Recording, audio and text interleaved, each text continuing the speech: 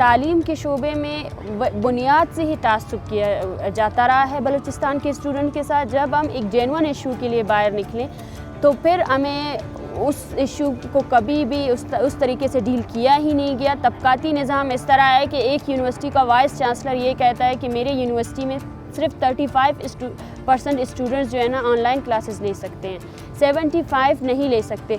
लेकिन फिर भी वो ये कहते हैं कि नहीं, मैं ऑनलाइन क्लासेस जारी रखूँगा। जो 75 है वो नहीं ले सकती, उनकी ज़िम्मेदारी उनकी ख़ुद की है। इंटरनेट जब मुख्तलिफ़ अज़ला में बंद किया गया तो उसका रीज़न जो है ना सिक्योरिटी इश्यूज़ करार दिए गए। उसके लिए जो है ना 6 अज़ला में एक साथ जो है ना मरदमशुमारी के टाइम जब बंद किया गया उनमें 3 अज़ला में फिर से वापस लाए गए और जो 3 अज़ला है उनमें अभी तक इंटरनेट नहीं है। ये एक बहुत बड़ा सवाल है कि ये जो डिजिटल ब्लैकआउट किया गया है, जो डिजिटल ब्लैकआउट की वजह क्या है और सिर्फ यही जगह क्यों?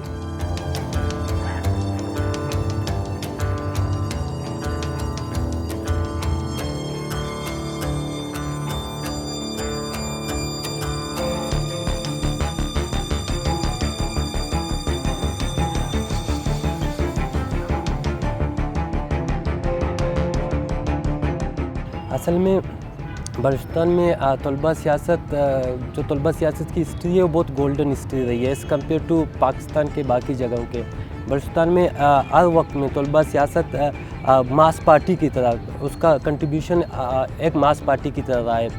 एक वक्त जब बलूचिस्तान में तलबा के लिए स्पेस श्रिंक किया गया तो उस वक्त कुछ पॉलिसीज़ की वजह से, कुछ सख्ती की वजह से स्टूडेंट का जो स्पेस था वो सुकट गया।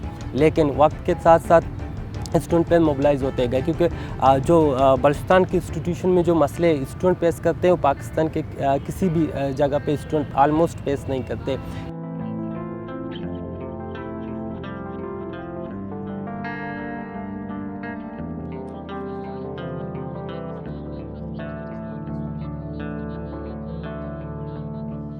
बलोच तलबा की जो सियासत है वो नज़रियाती हवाले से बहुत ज़्यादा मजबूत है।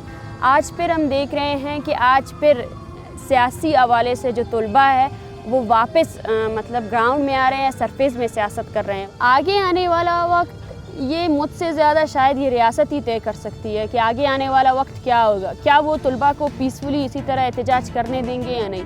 बस मैं तलबा को यही पैगाम देना चाहूँगी कि सियासत हमारा बुनियादी हक़ है। सियासत का मतलब यही है कि आप एक ग्रोह में बैठकर अपने आने वाले कल के लिए, अपने हकूक़ के लिए जद्दोजहद करें।